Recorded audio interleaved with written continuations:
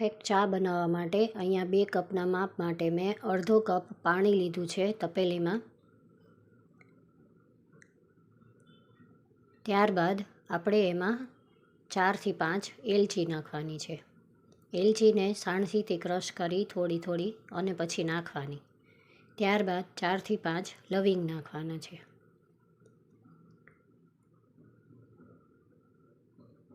લવિંગ નખાઈ જાય પછી આપણે ફુદીનાનું ડંઠલ નાખવાનું છે. પછી આ બધાના પાણીમાં ફ્લેવર આવી જાય પછી ચાની ભૂકી આપણે 2 ચમચી નાખશું.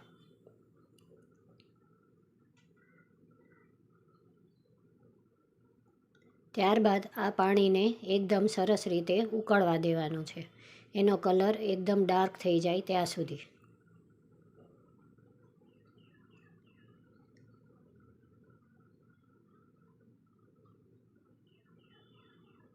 તો હવે અહીંયા આ પાણી એકદમ ઉકળી ગયું છે. તો હવે એમાં આપણે 1/4 કપ દૂધ નાખી દઈશું.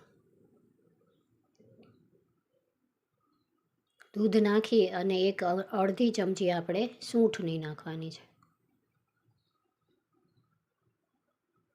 પછી એને આપણે હલાવી દઈશું.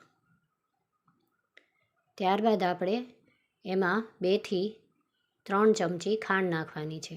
આ મેં 2 કપ ચા કરવા માટેનું માપ લીધું છે તો હું દોઢ એમ કરીને 3 ચમચી ખાંડ નાખીશ. ત્યારબાદ આદું નાખવાનું છે. અડધું આદું મેં આમાં નાખી દીધું છે.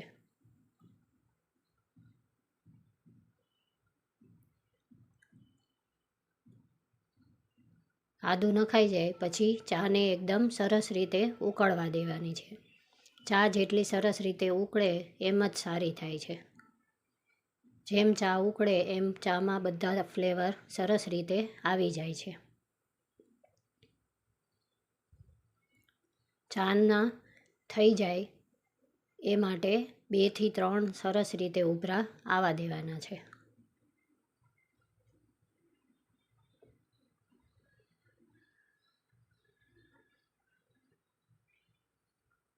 તો અહીંયા 2 થી 3 ઉભરા આવી ગયા છે અને આપણી ચા એકદમ સરસ રીતે બની ગઈ છે. તો હવે હું એને કપમાં કાઢી લઈશ. તો તમે જોઈ શકો છો કે અહીંયા ચાનો એકદમ પરફેક્ટ કલર આવ્યો છે. નથી ઝાઝા ડાર્ક આવ્યો કે નથી વધારે લાઇટ આવ્યો.